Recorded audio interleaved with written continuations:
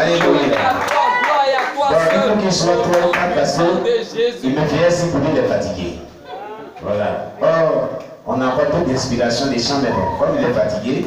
Ah, quand je suis parce qu'il est sur le coup, il est vraiment bien. Alléluia. Voilà. Gloire à Jésus. Bon, ça c'est lui de l'onction, il ne savait pas taper. Voilà, c'est moi qui tapais ici, il me débrouillait. Et un peu, mon fils est venu. Il dit, va y apprendre. Et puis il tapait aussi après moi, jusqu'à Ézéchiel a tapé, jusqu'à la chanter, il est parti. C'est son petit frère maintenant, Élisée, qui a pris la relève. Il dit, je vais apprendre aussi. Jusqu'à encore. Bon, il est où Emmanuel? Il lui était entamé à lui aussi. Bon, aujourd'hui, voilà.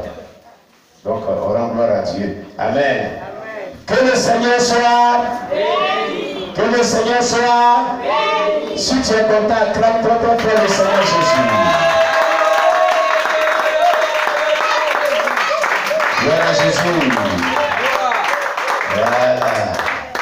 Nous allons prier le Seigneur pour notre second message de ce jour. On va fermer les yeux, on va prier pour ce message merveilleux que nous accorde le Seigneur. Prions le Seigneur notre Dieu.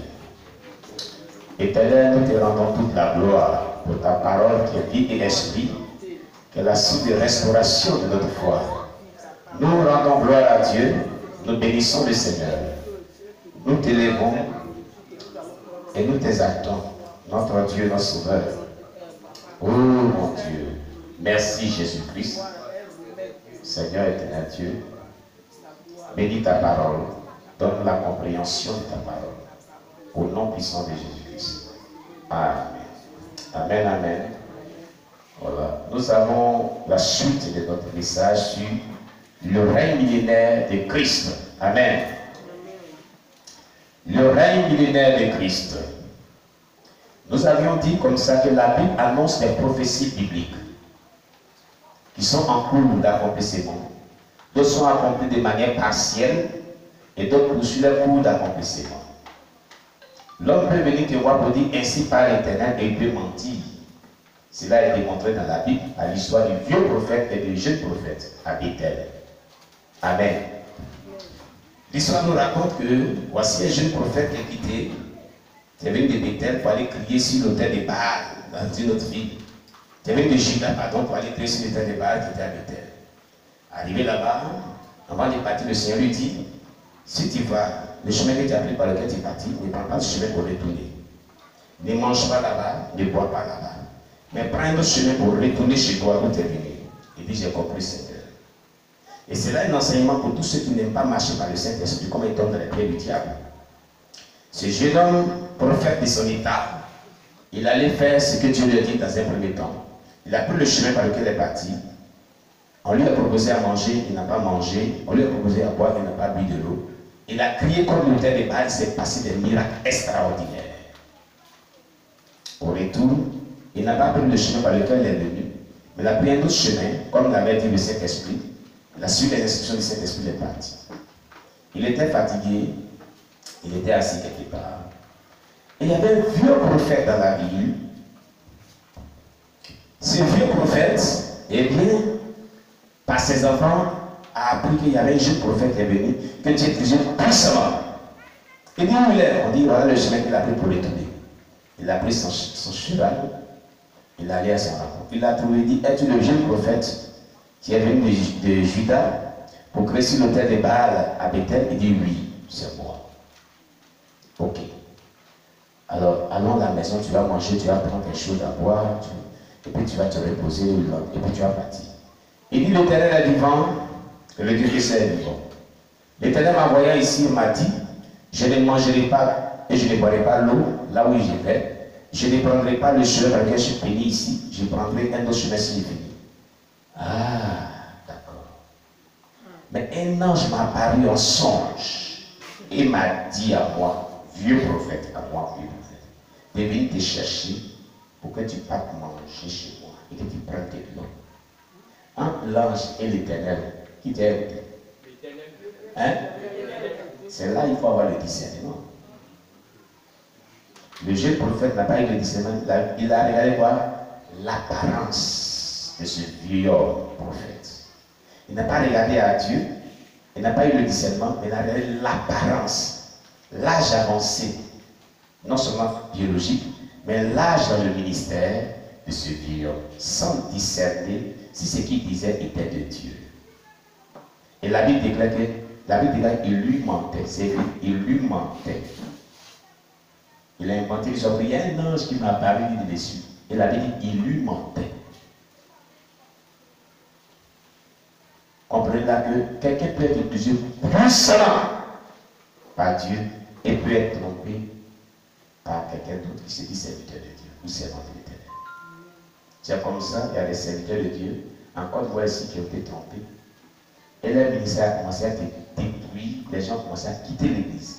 Parce que des fausses prophétesses sont rentrées dans cette église, ont commencé à prophétiser le mal contre les prochains. Quelle prophétie qui vient pour diviser et régner?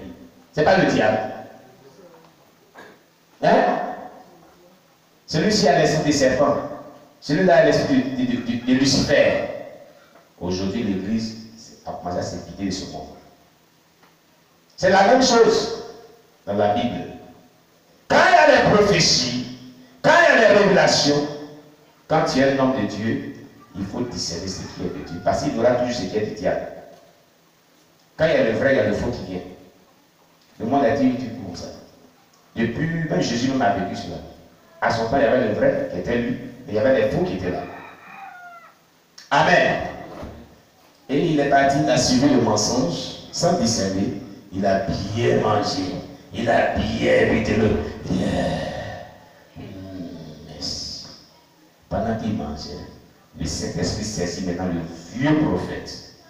Donc quelqu'un peut mentir et Dieu peut l'utiliser. Vous comprenez?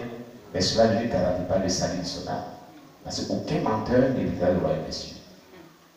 Ah. Donc c'est pas ce qu'on fait dans l'œuvre de Dieu, c'est pas la manière d'être utilisé qui sauve l'homme. Mais c'est ta vie de sainteté qui te sauve. Les gens regardent, oh, c'est un homme de Dieu qui est toujours puissant. Tu connais sa relation avec Dieu. Tu connais combien de fois il pêche. Et qu'il ne se répand pas. Et que le même péché revient toujours. Tu connais les péchés internes qu'il a dans sa pensée, dans son cœur. Tu connais. On est toujours prêt à jeter la pierre aux autres.